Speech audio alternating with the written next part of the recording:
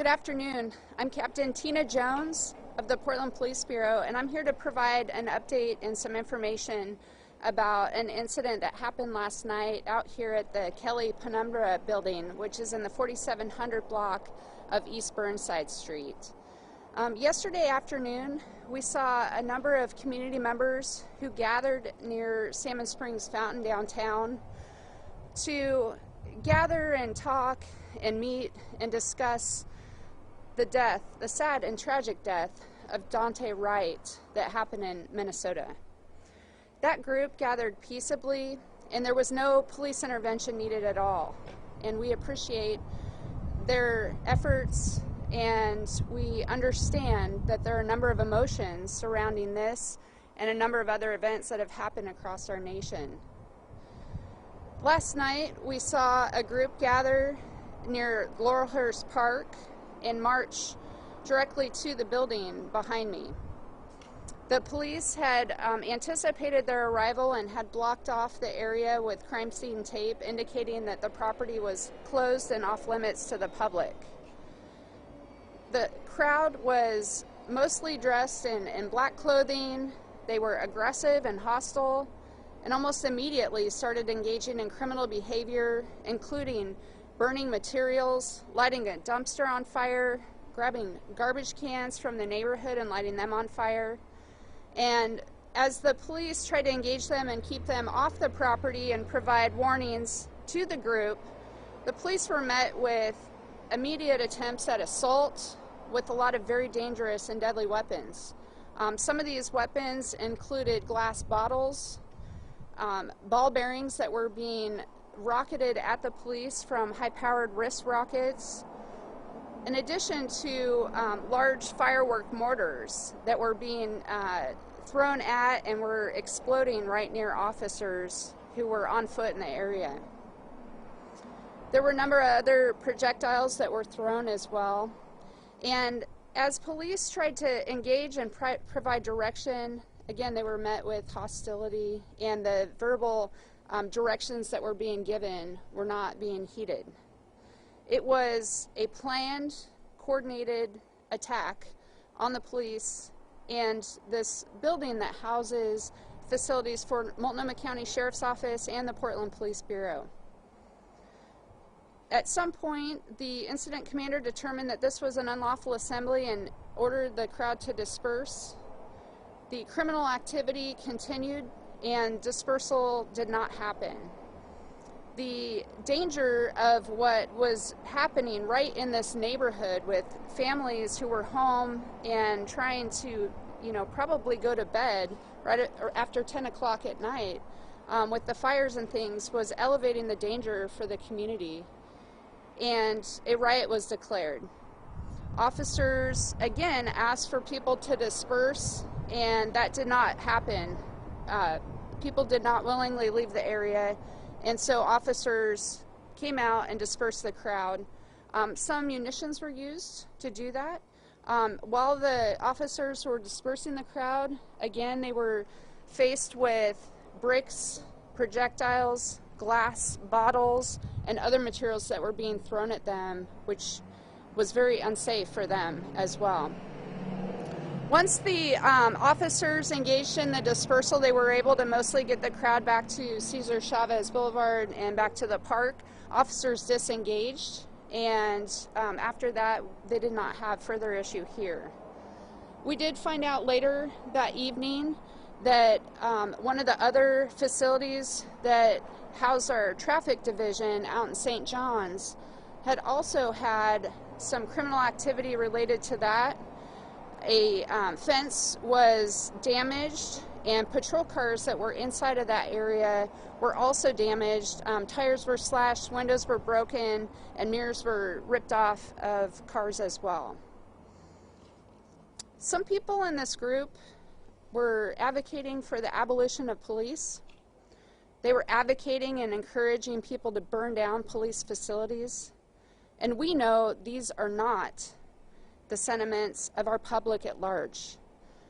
The Portland Police Bureau takes thousands upon thousands of calls for service for community members in need in any given year.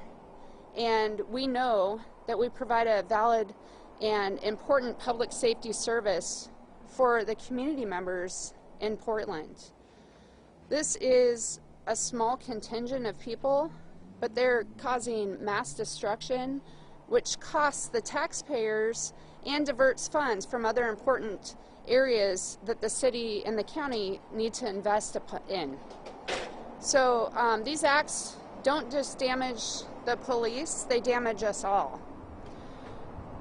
I also want to make the public aware that we are aware for and planning for an event this evening that's also being billed as a direct action event. The indicators are that this event is planning for a gathering up at in North Portland, and we've put out some information in a public release. They're planning to gather at Kenton Park with a march to commence at 9 p.m. In incidents prior over the last year, when we've seen similar events that are advertised in a similar nature from that area, we've seen them directed at the building that houses the Portland Police Association, and sometimes diverts to the North Precinct. So we want the neighbors and businesses in that area to be aware. We anticipate potential traffic impacts, and we also will be monitoring the situation to determine if and how and when we would need to appropriately respond. Last night we were not able to make arrests, but that does not mean that arrests would not come further down the road. As many of you know, some of these things take time. Even a recent example was an arrest of a suspect who threw Molotov cocktails at police officers this past year, and we made an arrest. So there were substantial felony crimes committed last night, and where we can, we will follow up and make arrests where we're able. So I will go ahead and take questions if anyone has any.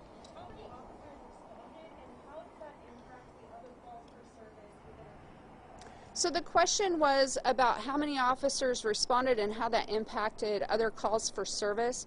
I don't have the exact number of officers who responded last night.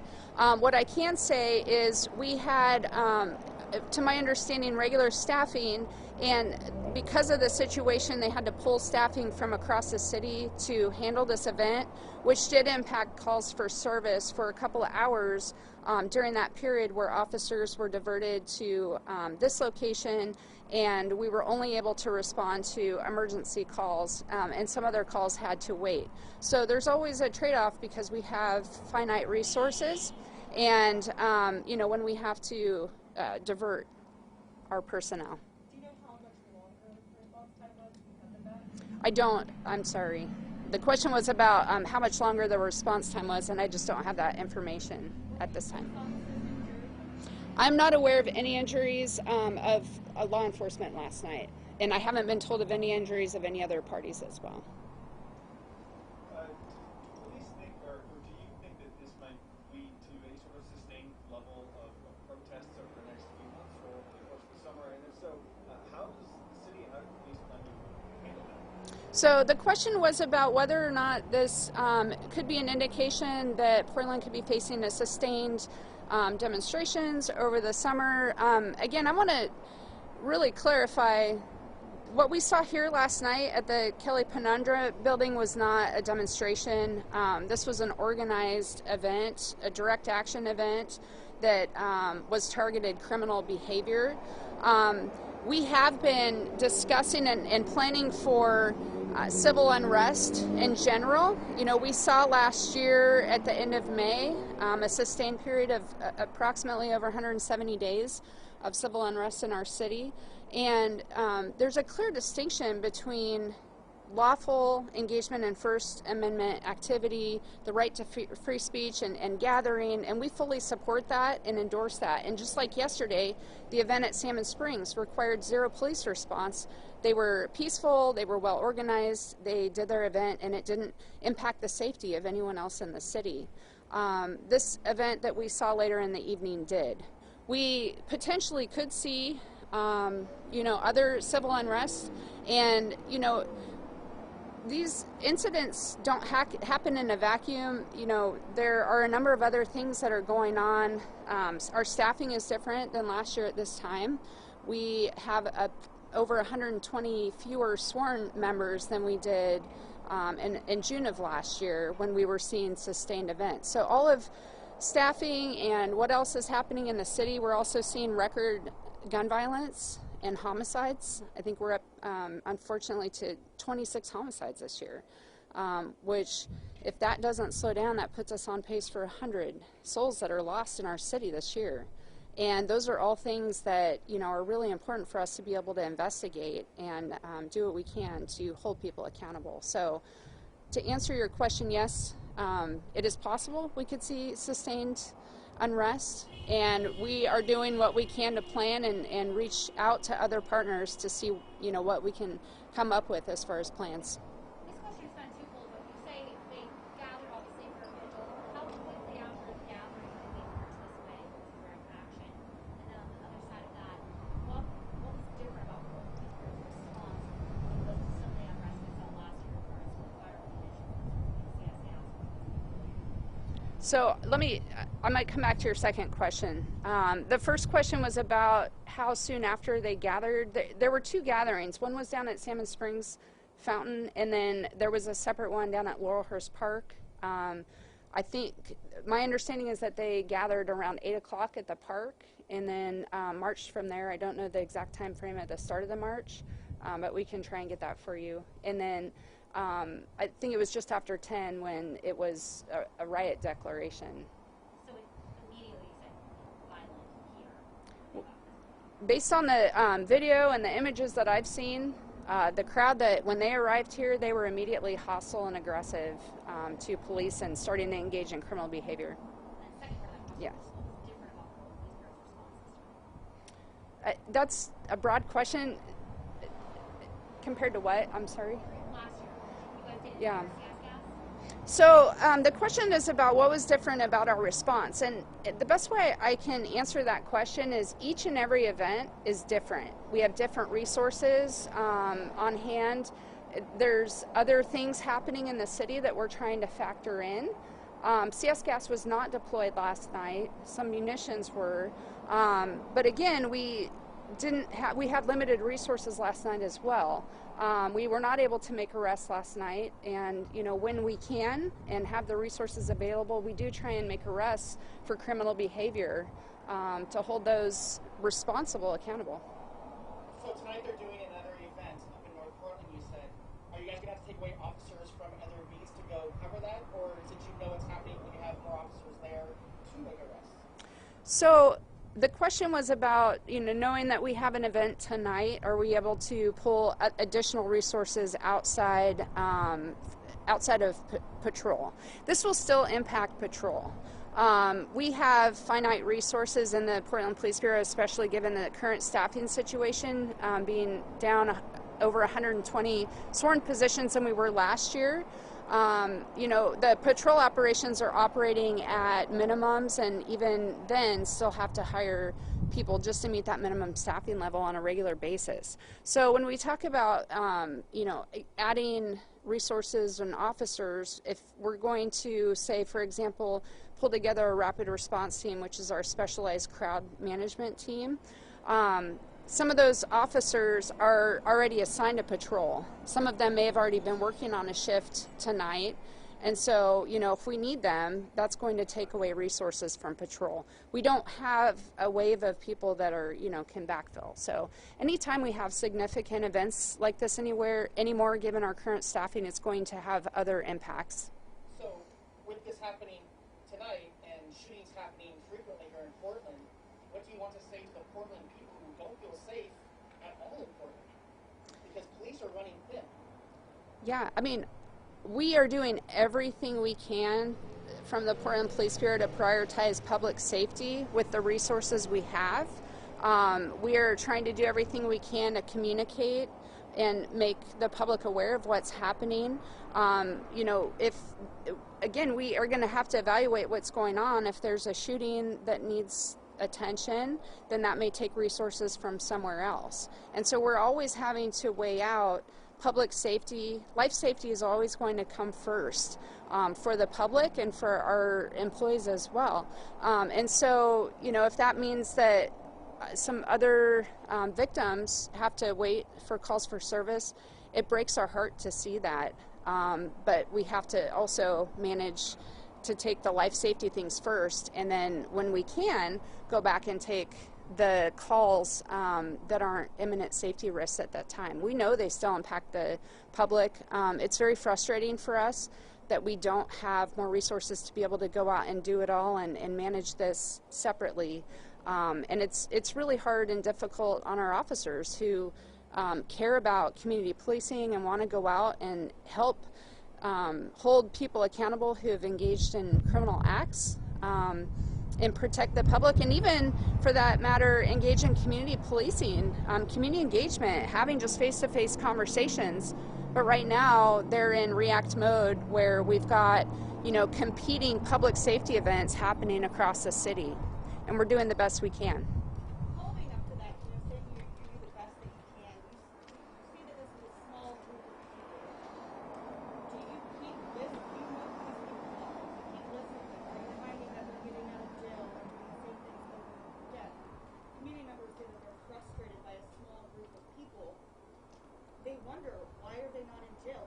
If they're being charged with felonies, they're wondering if it's the same people coming back and attacking these buildings over and over again. So what insight can you share about that? Yeah, so that's a good question. The question was about, if this is a small group of people, why do they keep coming out, or do we keep lists on them? There's a lot of questions in that. And so I guess, it's relative. 200 people here last night acting in an aggressive and hostile manner in the way that we saw was not a small group of people to be able to engage in a manner, especially to be able to go out and arrest, say, everybody who was engaging in felonies at that time, given the resources. I will reiterate, if we had the personnel on the ground to be able to do that, we would have absolutely tried to do that. These situations are very, very complex and dangerous. And I know even a lot of folks from the media are, sometimes out or in the vicinity and have been able to see the amount of danger. They're chaotic, loud, and especially when projectiles are being thrown, there's a lot going on. And to be able to effect arrests is also a key challenge. Now, where we can make arrests, we do, and especially too on the follow-up side, we've been making some key arrests. We are working with the district attorney's office, especially on those felony charges, and we've seen a number of those cases go forward. I can't say with any degree of certainty if some of those individuals who have some of those felony cases pending, if they were out here last night, I don't know. I don't have a list. I don't have a list, and we know of certain people who have been arrested repeatedly at some of these, over the course of the last year. Yes, when we make arrests, there is a record of that in our system, but it is a complicated and difficult situation, especially when we're talking about, vandalism and things like that. And it is something that we do want to hold people accountable where we can. And, when we do make arrests, they're also bailing out of jail. And so, they can be right back at it, coming back out and engaging in behavior as well. Keeping on the Bureau is stretched, though, then I want to go back to the shootings, the announcement of the FBI-led task force. Sorry. No, you're good.